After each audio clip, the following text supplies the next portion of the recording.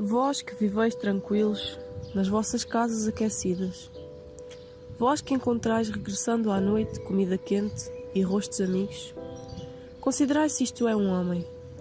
Quem trabalha na lama, quem não conhece paz, quem luta por meio pão, quem morre por um sim ou por um não. Considerai se isto é uma mulher, sem cabelos e sem nome, sem mais força para recordar, vazio os olhos e frio o regaço, como uma rã no inverno. Meditai que isto aconteceu. Recomendo-vos estas palavras.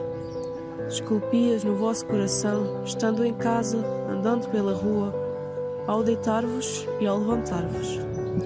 Repeti-as aos vossos filhos. Ou então que desmorou na vossa casa, que a doença vos entreve, que os vossos filhos vos virem a cara.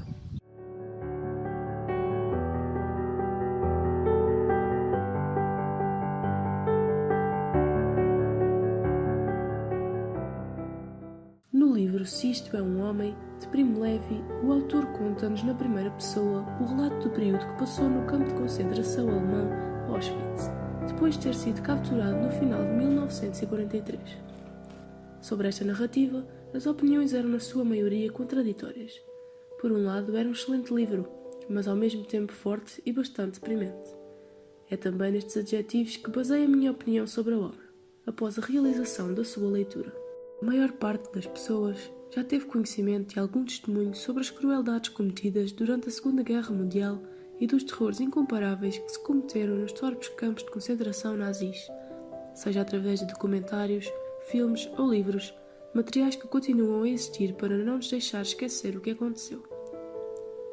Exemplo disto é o trabalho escrito de Primo Levi, neste livro que, apesar de não apresentar uma grande quantidade de páginas, se revela bastante prometedor pelo seu conteúdo, o qual o autor denuncia com a maior das sinceridades e naturalidade.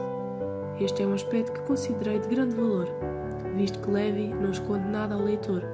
Ele conta-nos sobre uma história de miséria sem utilizar um tom melancólico, mas sim realista.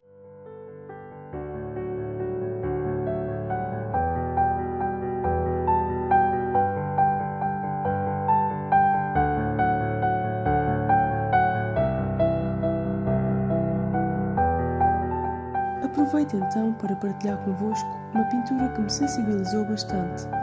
Este trabalho foi criado por Jerzy Podrzebowski, um dos prisioneiros do campo, em 1950, e a meu ver recria perfeitamente aquilo que era o dia-a-dia de todos os presos, incluindo Primo Levi, assim como as condições físicas em que se encontravam, e foi este expressionismo que captou a minha atenção.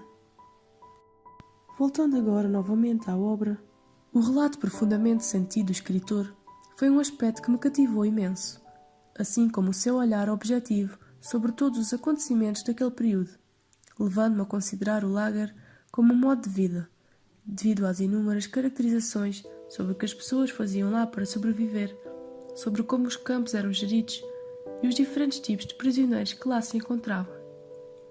Este livro é todo um processo descritivo, o que me levou a refletir sobre a extensão da maldade humana e a tentar compreendê-la.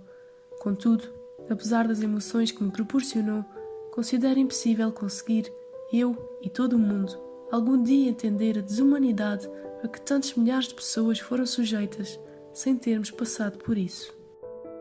Assim, julgo que esta obra é um testemunho valioso para a história mundial, apresentando um período assombroso e arrepiante da mesma e uma enorme magnitude de toda a realidade no que toca à sua descrição, pelo que recomendo vivamente a sua leitura.